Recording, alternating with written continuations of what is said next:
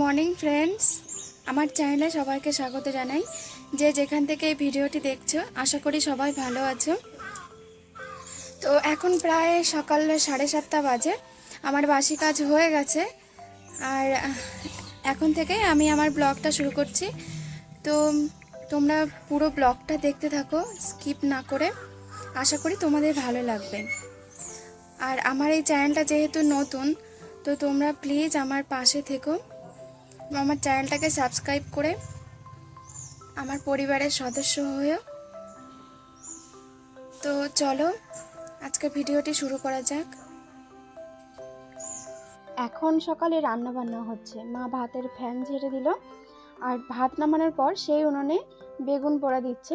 এই কালো বেগুনগুলো পোড়া খেতে খুব ভালো লাগে। বেগুনটাকে মাখানোর জন্য পেঁয়াজ ভাজা হচ্ছে। এর মধ্যে নুন, হলুদ, ধনেপাতা দিয়ে ভালো করে ভেজে নিয়ে তারপর নামিয়ে নিয়েছি। এরপর বেগুনের খোসা ছাড়িয়ে নেব। আর এভাবে বেগুন মাখলে বেশ স্বাদ হয় খেতে।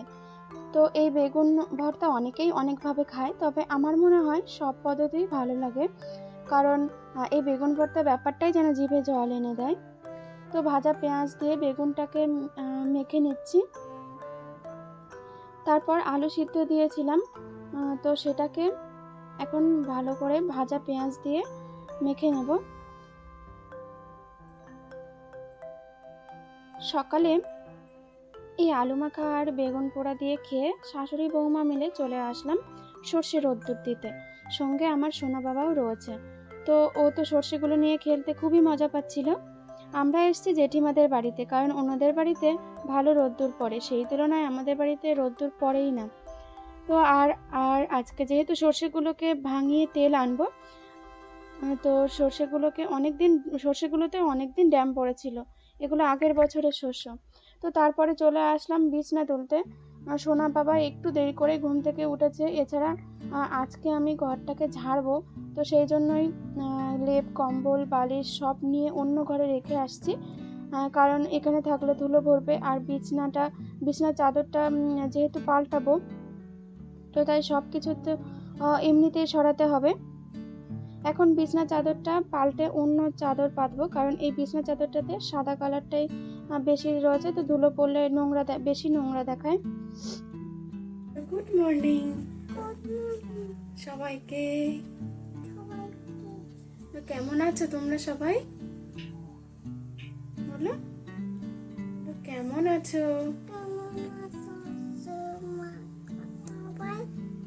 আমি এখন একটা গান করবো। না না না না, গান করো। আচ্ছা আচ্ছা, ওই বড় গানটা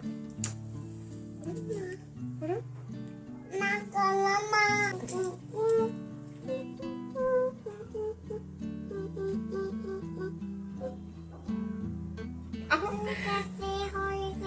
হয়নি, আবার করো, শোনা যায়নি।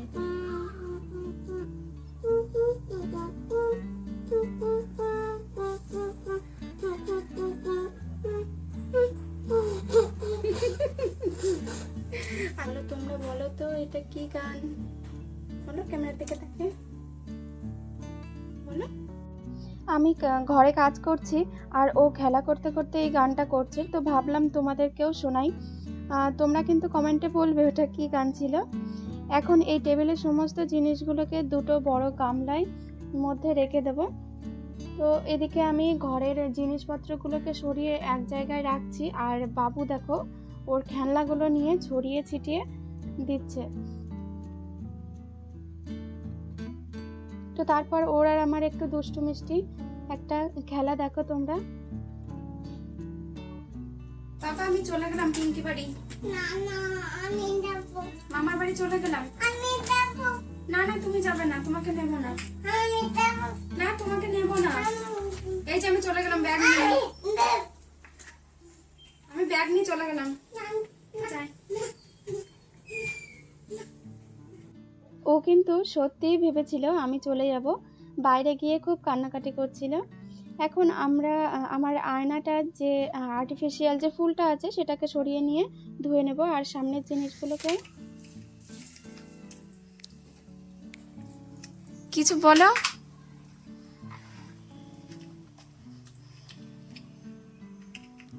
যে থাক আর দেখাম নাই অত ভালো যে করবে অত ফটো দিয়ে তুমি মরে গেলে বাদিয়ে রাখবো। যাই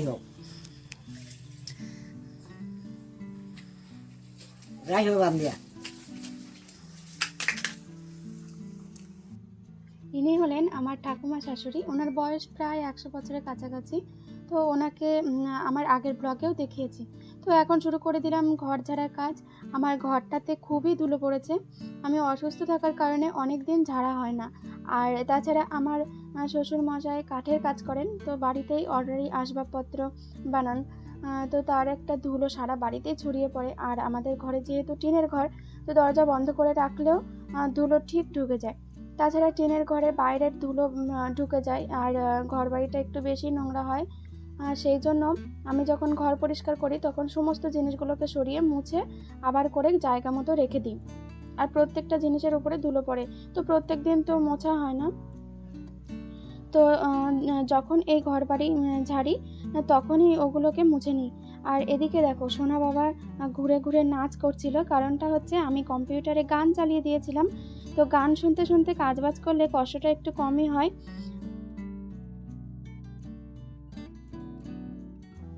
ঘর ঝাড়ার কাজের কষ্টের পার্টটা হলো সমস্ত জিনিস গুলোকে সরিয়ে পরিষ্কার করে আবার জায়গা মতো রেখে দেওয়া। এছাড়া ঝাড়ু দিতে কোনো কষ্ট হয় না, কষ্ট হয় বলে আমার মনে হয় না। তো তোমাদের কি হয় বলে কমেন্টে বলো। ফ্যানটাকে পরিষ্কার করে নিলাম। আর পিছনে সোনা বাবার নাচটা নিশ্চয়ই তোমরা দেখেছো, তো কমেন্টে বলো কেমন লাগলো নাচটা। তো তারপরে ঘর ঝাড়ার যে বড় ঝাঁটুটা দিয়ে উপরে সিলিংটাকে ভালো করে ঝেড়ে নেব। আমাদের সিলিংটা হাত পাখার যে প্লাস্টিকে তো বলে, ওগুলো প্লাইয়ের সাইজে পাওয়া যায়, তো সেটা দিয়েই বানানো। এতে বেশ ঠান্ডাও থাকে।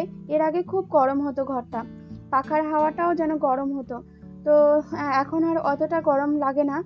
এছাড়া টিনের ঘরে গরম তো একটু হবেই। এখন আমার ঘরটা প্রায় ঝাড়া কমপ্লিট। সমস্ত কোণ ঘরের কোণগুলো ঝেড়ে নিয়েছি। তো সবটাই ক্যামেরায় দেখাতে পারিনি, তাহলে ভিডিওটা একটু বড় হয়ে যাবে। তো এতগুলো নোংরা বেরিয়েছে আমার ঘর থেকে, তো তোমরা দেখতেই পাচ্ছ। তো নোংরাগুলোকে আমি ঝাড়ু দিয়ে বার করে দিয়ে তারপর এই বিছনা চাদরটা চেঞ্জ করে তোশকটা ঝেড়ে নিয়েছি। কারণ এটা আর আগের চাদরটাই পেতে নিয়েছি, কারণ এটাই একদিনই পাতা হয়েছিল। আসলে অনেক দিন থেকে ভাবছি ঘরটা ঝাড়ার কথা, কিন্তু ঝাড়া হচ্ছিল না। ফাইনালি ঘরটাকে ঝাড়লাম। তো এখন মোছামুছির পালা। সব আসবাবগুলোকে একটু মুছে নেব। প্রথমে খাট দিয়েই শুরু করলাম। তো খাটটাকে ভালো করে মুছে নিয়েছি। আমি ন্যাকড়াটা মাঝে মাঝে ধুয়ে ভিজিয়ে নিচ্ছি।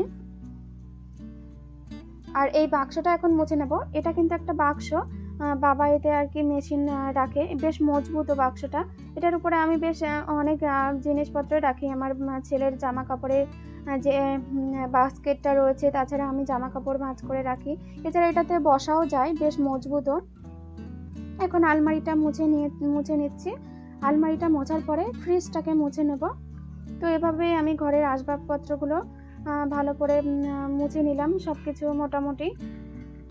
তারপর চলে আসলাম বাবুকে স্নান করিয়ে আর কি কাজল পরাচ্ছি। তো স্নান করানোর পরে যে কাজগুলো থাকে তো সেটাই করছি এখন। আর ও আর কি মাথা আঁচড়াতে দেয় না, আর ক্রিমও মাখাতে দেয় না। ওর যে ক্রিম মাখাতে এত আপত্তি। তো তারপর ওর ঠাম্মা ওকে নারকেল দিচ্ছিল, তো আমার মুখেও দিয়ে ও আবার নারকেলটা খেলো। তো তারপর ওকে খাওয়াতে বসলাম।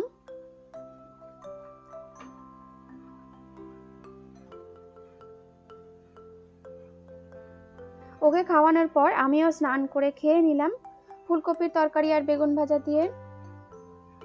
তারপর দুজনে মিলে ঘুমিয়ে পড়েছিলাম। তো আর ঘুম থেকে উঠলো ওর বাপ্পা এসে ঘুম থেকে উঠিয়েছে। দেখো বসে বসে কিন্তু একটু ঘুমিয়েও পড়ছিল, কিন্তু ও যেহেতু ওর পছন্দের খাবার চিপস খাচ্ছে, তাই এখন ঘুমালে লস হয়ে যাবে। যে কোনো খাবার, যে কোনো হেলদি খাবার, ওর হেলদি খাবারে ওর না আছে, কিন্তু যদি এই সমস্ত খাবার দেওয়া হয় তাতে ওর কোনো না নেই। তো আমি কিন্তু ওর আগেই ঘুম থেকে উঠে বিকেলের কাজগুলো করে নিয়েছিলাম। তো এখন এগুলোকে মুছে পরিষ্কার করে নেব, জায়গায় আর কি রাখবো মুছে। তো ভেবেছিলাম বাবুকে ঘুম পাড়িয়ে দিয়ে আমি এই কাজগুলো করে নেব, কিন্তু ওর সাথে আমিও ঘুমিয়ে পড়েছিলাম আর উঠতে পারিনি। আসলে কাজ করতে করতে যদি কষ্ট হয়ে যায় তারপর একটু ঘুমালে আর ওঠা যায় না। তো আলসেমিতেই বলো আর কষ্টের কারণে বলো উঠতে ইচ্ছা করে না। তো এখন আমি টেবিলটার যে জিনিসগুলো রয়েছে সেগুলোকে মুছে গুছিয়ে রাখছি। এই দুটো বাক্সতে ছোট ছোট কিছু দরকারি জিনিস, আর একটিতে আমার সোনার ওষুধ রয়েছে, আর আমার প্রোটিন পাউডার, ভিটামিন, এগুলো আমি এই টেবিলের এই তাকটাতে রাখলাম। আরও সমস্ত টুকিটাকি জিনিস এই তাকটাতে গুছিয়ে রাখছি।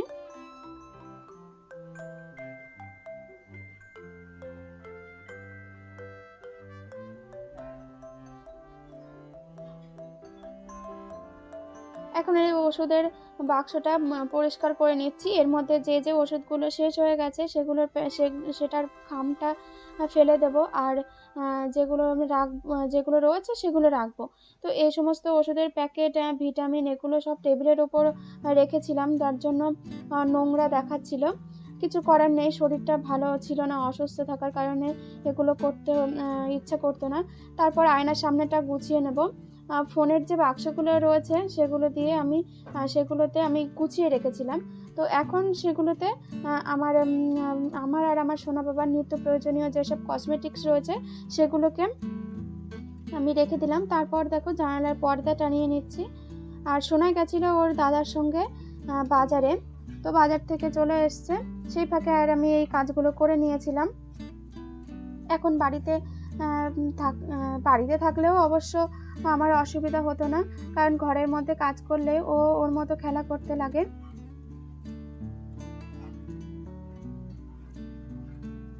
তো বন্ধুরা, আমার ঘরটা এখন কমপ্লিট হয়ে গেছে। কেমন লাগছে অবশ্যই কমেন্ট করে জানিও।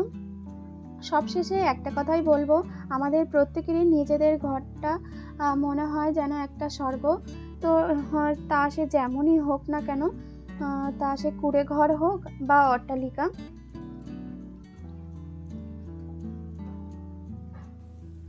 তো বন্ধুরা, আজকের ভিডিওটি এই পর্যন্তই। ভিডিওটি কেমন লাগলো অবশ্যই কমেন্ট করে জানিও, আর ভালো লাগলে লাইক, শেয়ার এবং সাবস্ক্রাইব করে আমার পাশে থেকো বন্ধু হয়ে। তো দেখা হবে নতুন আরেকটি ভিডিওর সাথে। তো তোমরা ততক্ষণ ভালো থেকো, সুস্থ থেকো। সবাইকে গুড নাইট, টাটা।